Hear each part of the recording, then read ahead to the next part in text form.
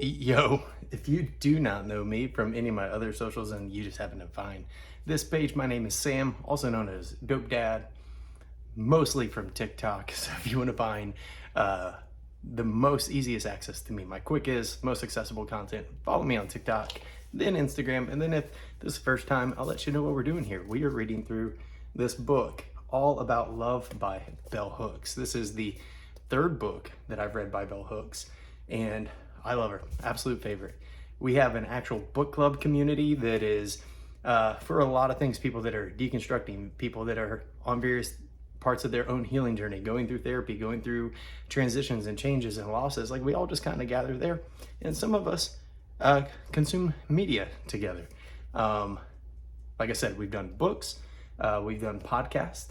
This current month, January 2023, we're watching episodes of Ted Lasso. In February of 2023, this is our book. So I figured I'd read it here with y'all, chapter at a time, and kind of give my live reactions and tell you what it brings up for me as I read it. So I'm a little out of breath because I just finished a workout. So I'm going to be drinking this protein shake and hopefully not have protein burps while I'm reading this book to y'all. So if you haven't seen the first video, the preface and the introduction, I would encourage you to check that out, or you're not going to know too much what's going on. But other than that, we will turn to the second chapter, or sorry, technically chapter 1, because we did the preface and the intro. So now, with no further ado, chapter 1, All About Love. Clarity. Give love words. Oh, also sometimes I'm prone to pause and take notes and give my little reflections on it. As a society, we are embarrassed by love. We treat it as if it were an obscenity. We reluctantly admit to it. Even saying the word makes us stumble and blush. Love is the most important thing in our lives, a passion for which we fight or die, and yet we're reluctant to linger over its names. Without a supple vocabulary, we can't even talk or think about it directly. Diane Ackerman. The men in my life have always been the folks who are wary of using the word love lightly. They are wary because they believe women make too much of love. And they know that what we think love means is not always what they believe it means.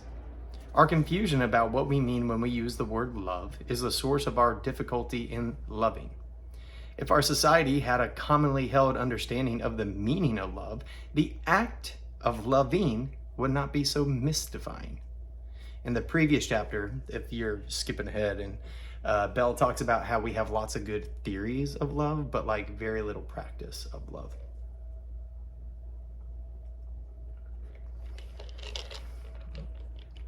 It's all right. I've had better proteins before.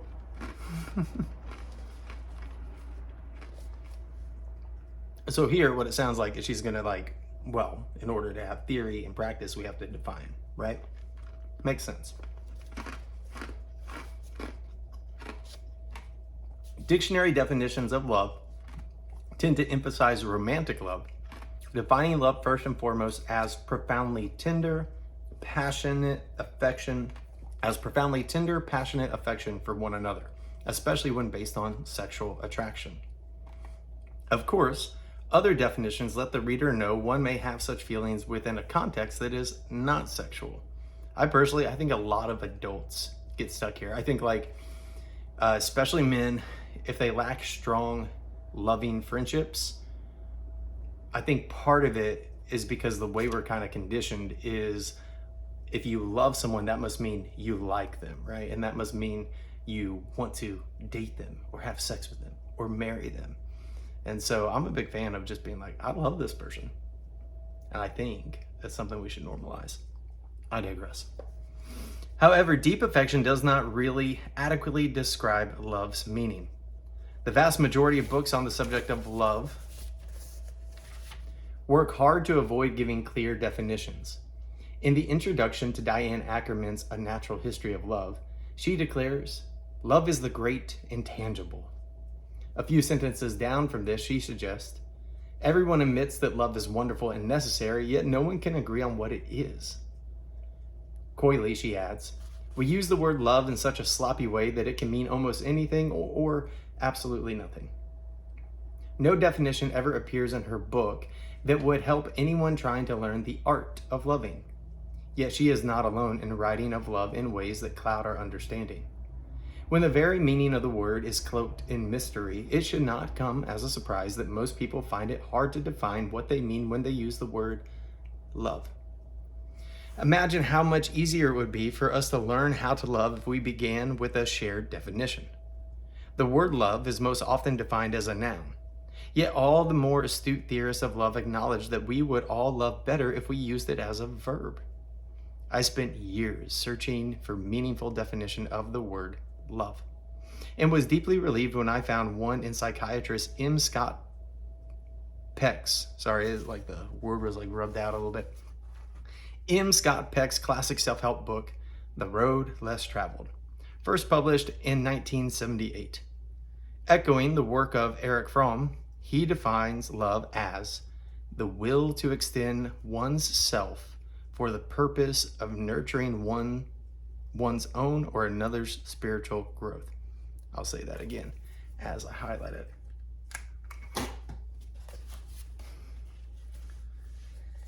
He defines love as the will to extend one's self for the purpose of nurturing one's own or another's spiritual growth. One more time, because this highlighter sucks. The will to extend one's self for the purpose of nurturing one's own or another's spiritual growth. Explaining further, he continues, love is as love does. Love is an act of will, namely both an intention and an action. I like that too. Intention and an action. Will also implies choice. We do not have to love, we choose to love. Since the choice must be made to nurture growth, this definition counters the more widely accepted assumption that we love instinctually.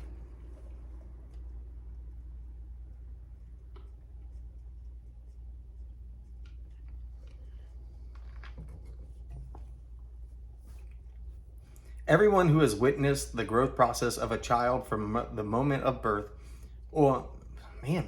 tongue-tied already. Normally it happens when I get a little more tired. Everyone who has witnessed the growth process of a child from the moment of birth sees clearly that before language is known, before the identity of a caretaker is recognized, babies respond to affectionate care. Usually they respond with sounds or looks of pleasure. As they grow older, they respond to affectionate care by giving affection, cooing at the sight of a welcome caretaker. Affection is only one ingredient of love. To truly love, we must learn to mix various ingredients: care, affection, recognition, respect, commitment, and trust, as well as honest and open communication. What do you guys think of them ingredients? To love, we must learn to mix various ingredients: care, affection, recognition, respect, commitment, and trust, as well as open communication.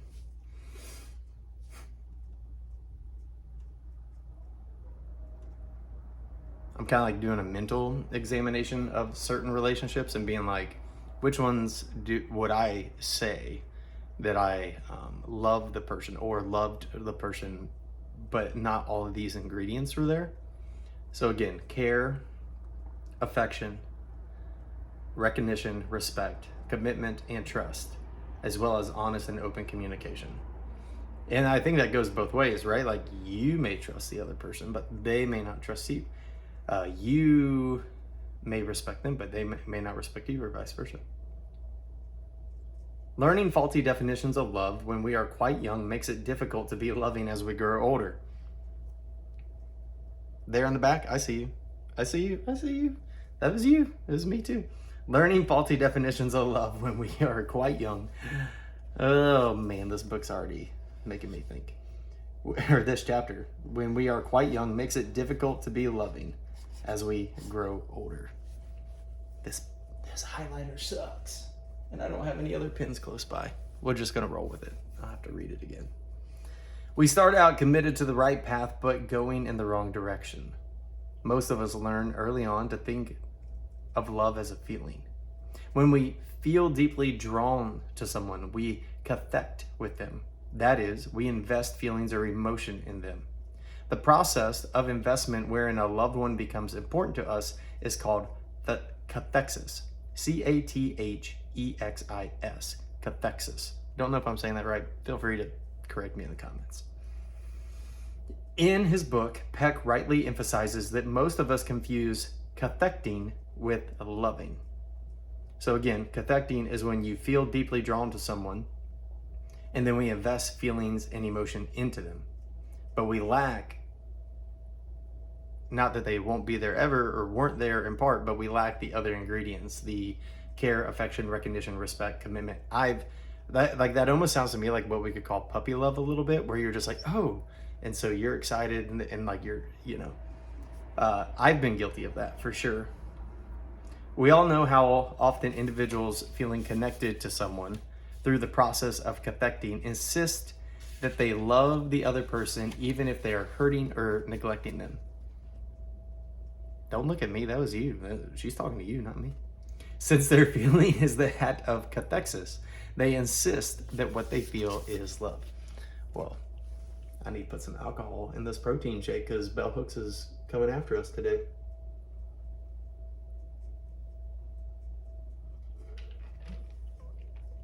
But isn't that a helpful category, right? Because we all want to love and be loved. We want to be known, we want to be seen, we want to be cared for deeply. We want to have affections directed at us, and we want to be able to direct them at someone and have them reciprocated. We want to be able to have trust and open communication and respect.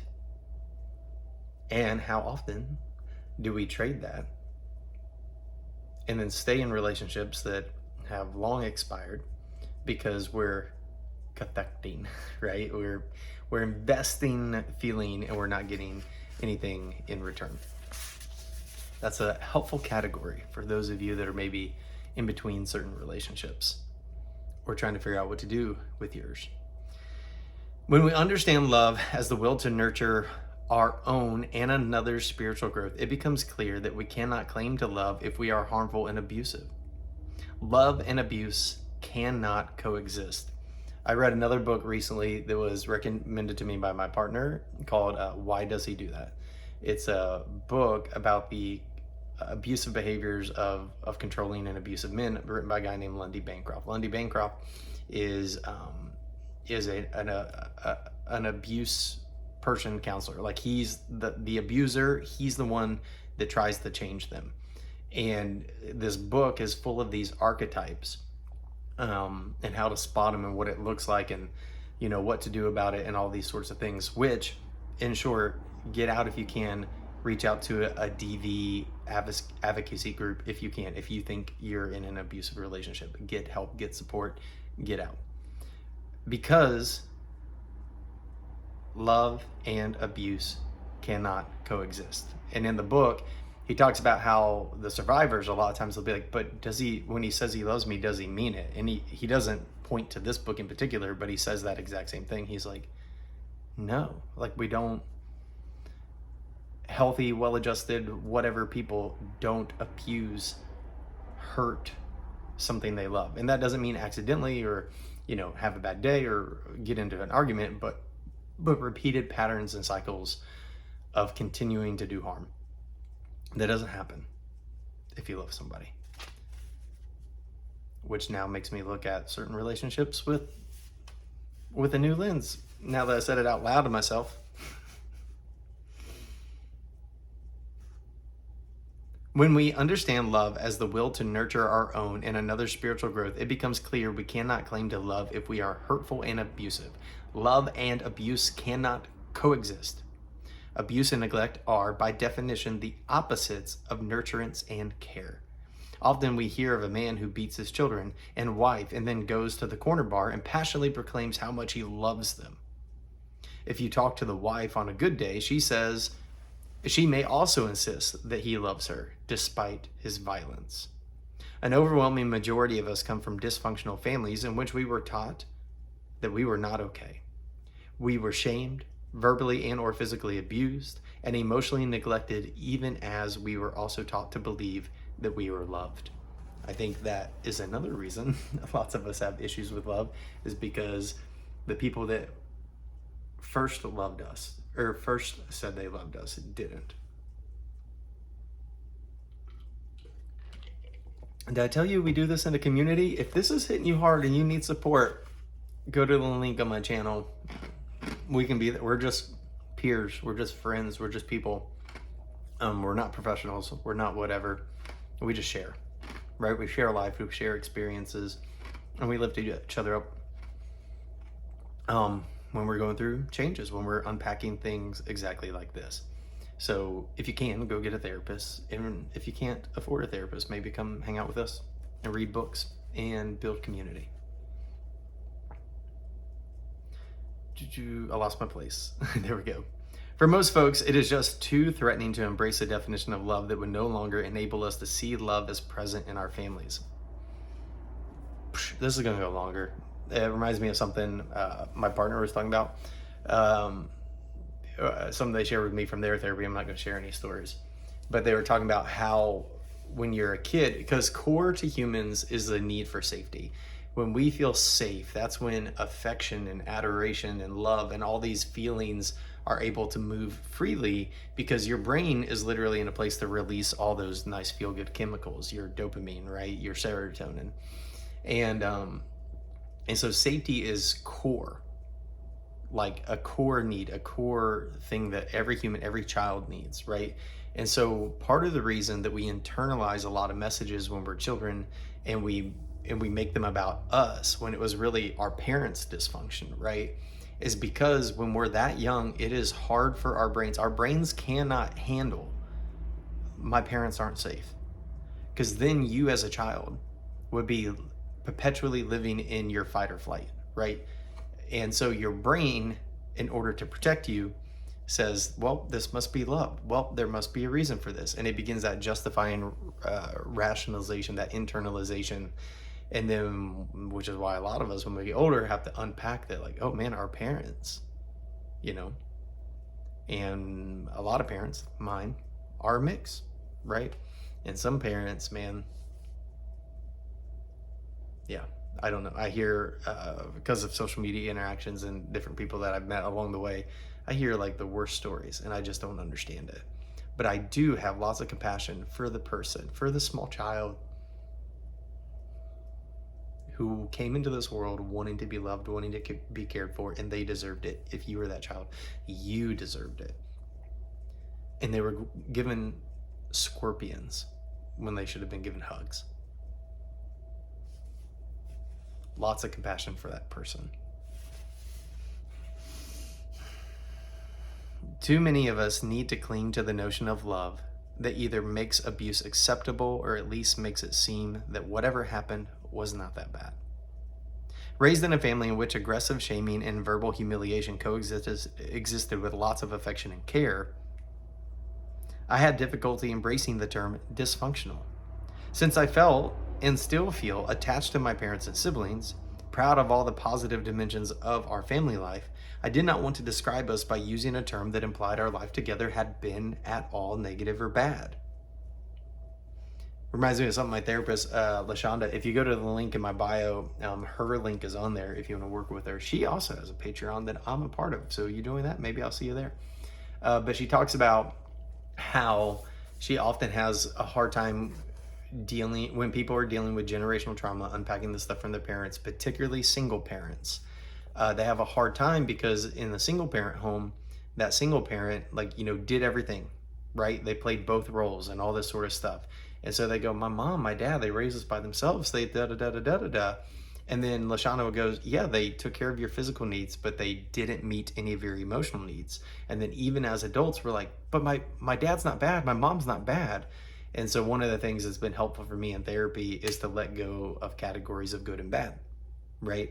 To acknowledge that people are complicated, and sometimes they're good and sometimes they're bad. And sometimes they're good, but the impacts are bad, and sometimes they're bad, like, and so with your parents, with my parents, it's been a lot of like compartmentalizing, not in a disassociative way, but in a healthy way. Like, yeah, my parents are complex people, just like I'm a complex person, just like you're a complex person. And then to, like Lashonda has told me, like, to be able to work into like, yeah, my parents did mess up, right? So it sounds like I don't know. Next time I talk to Lashonda, I'm gonna ask her if she's read this, because it sounds a lot like Lashonda, even though Bell Hooks, may she rest in power, has passed away and was around long before my therapist was. I lost my place again. Sorry. I did not want to describe us by using a term that implied our life together had been all negative or bad. I did not want my parents to think I was disparaging them. I was appreciative of all the good things that they had given us in the family.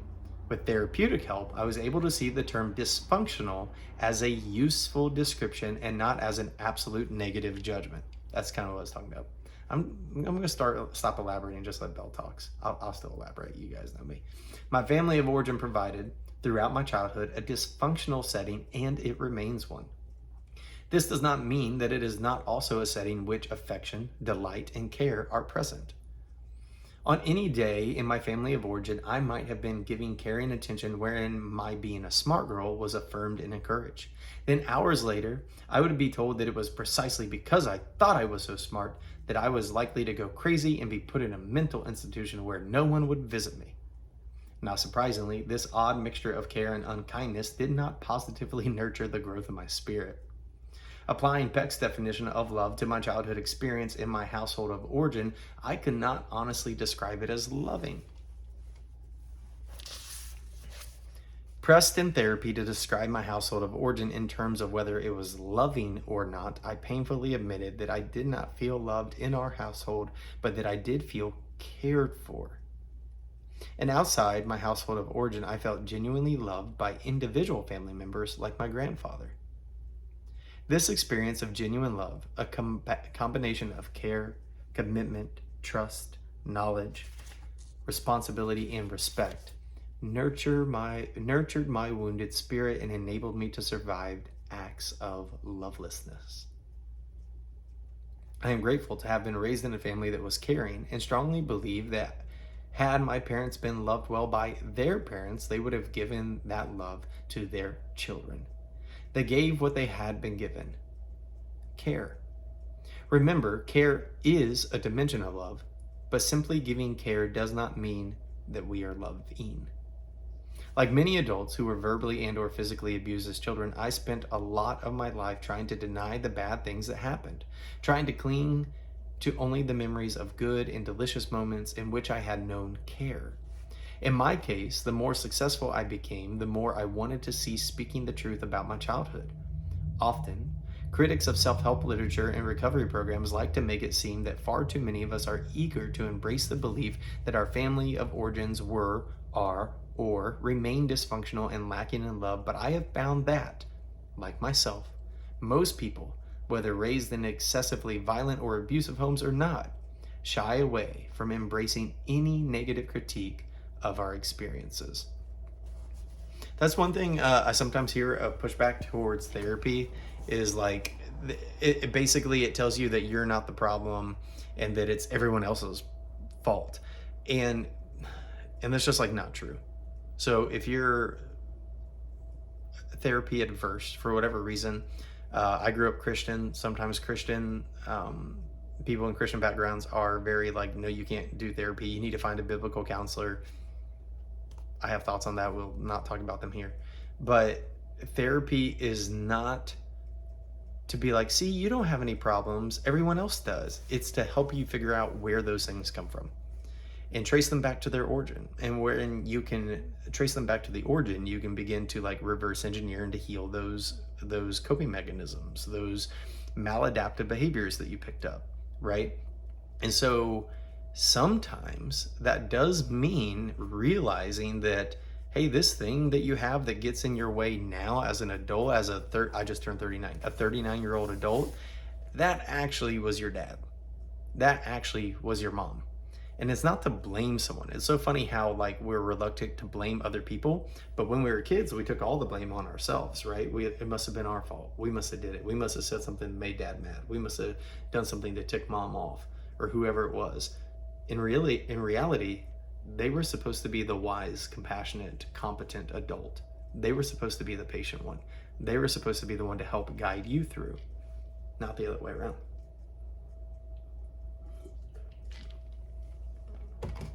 So think of it, this is another thing my therapist tells me. Think of it less about like trying to blame someone and more like assigning responsibility. I was not responsible for that. You were. I was not responsible for that. You were. And you can start to unburden yourself of a lot of the beliefs and the coping strategies that come with those beliefs that you picked up along the way. At least that's how it works with my therapist. There are shitty therapists out there, by the way.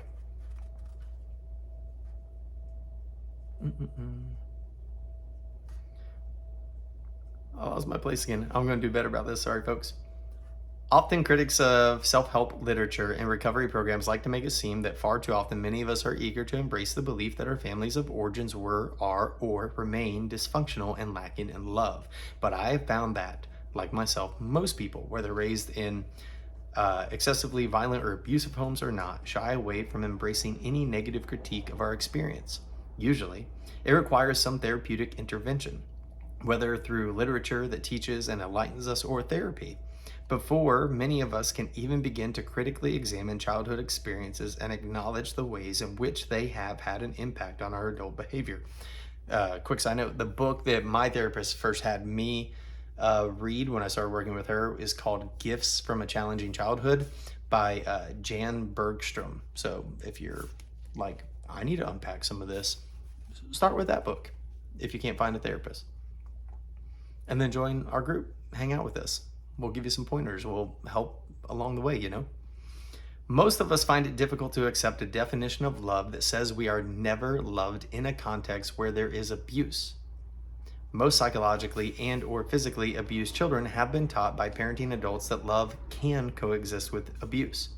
In extreme cases, that abuse is actually an expression of love. Anybody got spanked when you were a kid and you were told that it was because they loved you?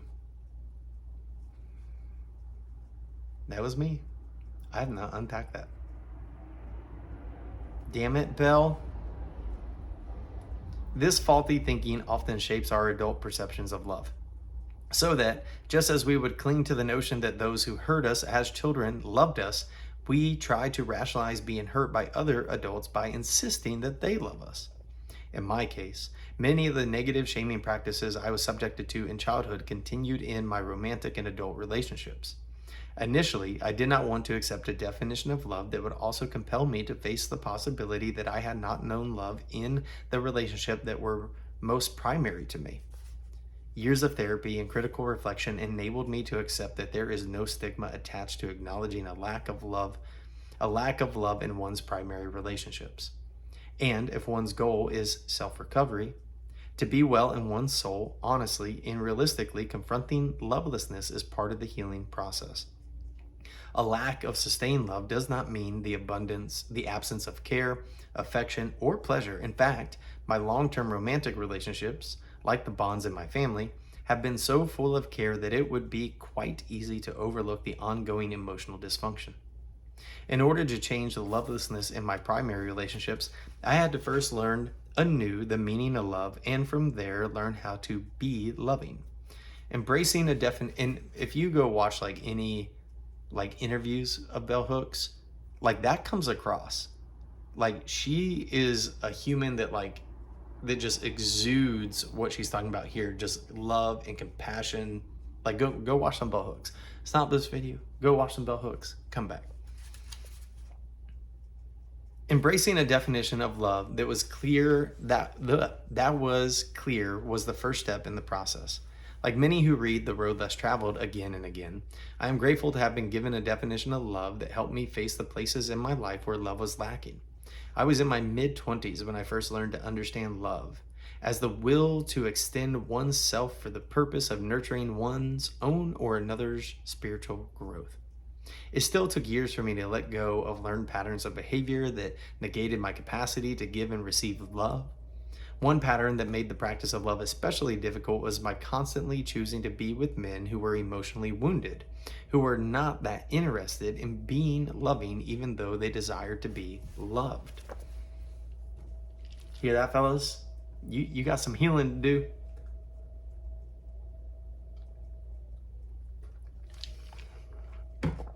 I know, we all know, bell hooks knows, you want to be loved. But do you know how to be loving yourself? Having someone come in who loves you really well, if you're not able to also be loving, it's not all of a sudden going to fix that for you. Pro tip.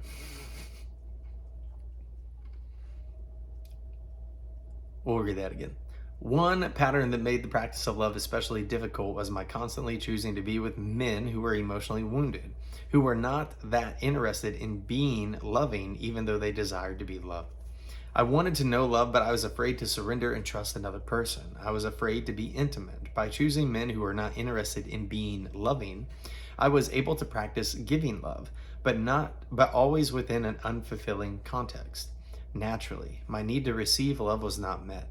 I got what I was accustomed to getting, care and affection, usually mingled with a degree of unkindness, neglect, and on some occasions, outright cruelty.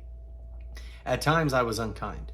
It took me a long time to recognize that while I wanted to know love, I was afraid to be truly intimate.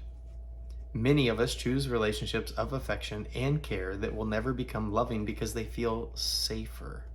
I'm not going to go too far on this. One thing that I've also learned is that familiarity, we confuse actual safety with familiarity. We go to what's familiar because we're used to it, but that doesn't mean we're safe. The demands are not as intense as loving requires. The risk is not as great. It's riskier to go into the unknown to find actual love, actual safety. So many of us long for love but lack the courage to take risk. Even though we are obsessed with the idea of love, the truth is that most of us live relatively decent, somewhat satisfying lives, even if we often feel like love is lacking. In these relationships, we share genuine affection and or care. For most of us, that feels like enough because it usually is a lot more than we received in our families of origin. Undoubtedly, many of us are more comfortable with the notion that love can mean anything to anybody precisely because when we define it with precision and clarity, it brings us face to face with our lacks, with our terrible alienation. The truth is, far too many people in our culture do not know what love is. And this not knowing feels like a terrible secret, a lack that we have to cover up. Had I been given a clear definition of love earlier in my life, it would not have taken me so long to become a more loving person.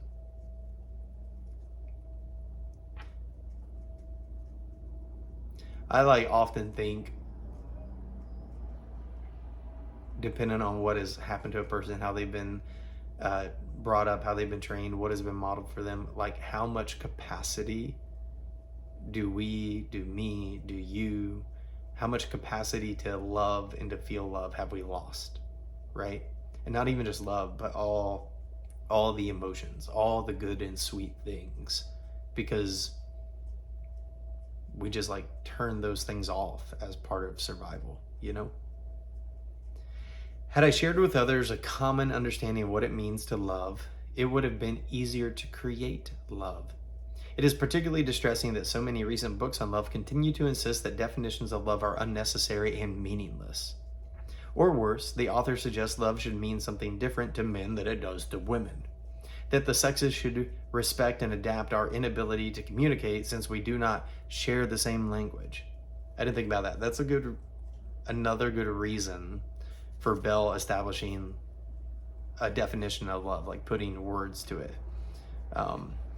Yeah, to create common ground, right? Because how many times do we hear that? Well, men have different needs, women have different needs. And that's just like such a weird oversimplification of people based on their biological sex, right? It's like, I don't know, like maybe some dudes do like that, maybe some women don't like that or do, and it's just like such a narrow thinking of humanity when we like, well, men are this way, women are that way. And it's like, I think if you were to tell anybody like that definition she gave earlier, or the ingredients, I think most people would be like, well, yeah, that sounds great. If that's how you want to define love, yeah, I would like, sign me up, give me some of that.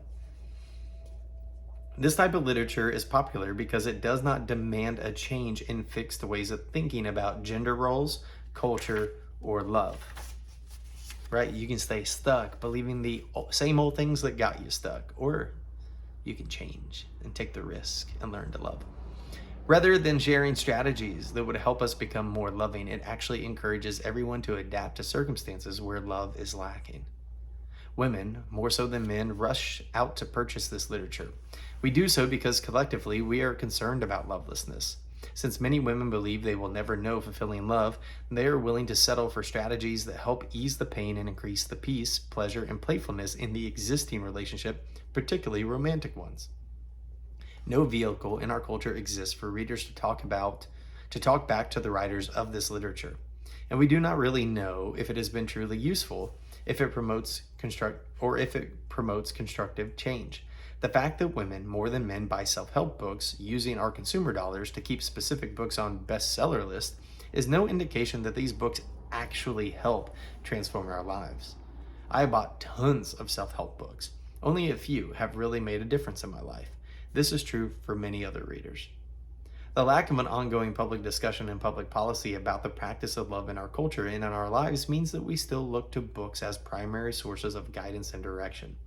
Large numbers of readers embrace Peck's definition of love and are applying it to their lives in ways that are helpful and transformative. We can spread the word by evoking this definition in day-to-day conversation, not just when we talk to the other adults, but in conversations with our children and teenagers. When we intervene on mystifying assumptions that love cannot be defined by offering workable, useful definitions, we are already creating a context where love can begin to flourish. Some folks have difficulty with Peck's definition of love because he uses the word spiritual. He is referring to that dimension of our core reality where mind, body, and spirit are one. An individual does not need to be a believer in a religion to embrace the idea that there is an animating principle in the self, a life force. Some of us call it a soul. That when nurtured enhances our capacity to be more fully self-actualized and able to engage in communion with the world around us. To begin, by always thinking of love as an action rather than a feeling is one way in which anyone using the word in this manner automatically assumes accountability and responsibility. We are often taught that we have no control over our feelings. Not true, go to therapy. Yet most of us accept that we choose our actions, that intention and will inform what we do. We also accept that our actions have consequences. To think of actions shaping feelings is one way we rid ourselves of conventionally accepted assumptions such as that parents love their children, or that one simply falls in love without exercising will or choice, that there are such things as crimes of passion, i.e., he killed her because he loved her so much. If we were constantly remembering that love is as love does, we would not use the word in a manner that devalues and degrades its meaning. When we are loving, we openly and honestly express care, affection, responsibility, respect, commitment, and trust. Definitions are vital starting points for the imagination. What we cannot imagine cannot come into being. A good definition marks our starting point and lets us know where we want to end up. As we move towards our desired destination, we chart the journey, creating a map. We need a map to guide us on our journey to love, starting with the place where we know what we mean when we speak of love. Chapter 1, all about love. Let me know what you guys think. If you have any questions or thoughts, this is a longer form of what I do on TikTok. I learn things, share them on social media. People ask questions, and I use my autistic brain to help break down concepts and connect dots for people. So if you guys have any questions here, you can put them down in the doobly-doo, and I'd be happy to respond to them. Otherwise, stay tuned. In chapter 2 will be coming your way soon. If you want to join us, like I said, you can go to the link in my channel description, and you can join us over on that community. Until then, see you next time. Grace and peace.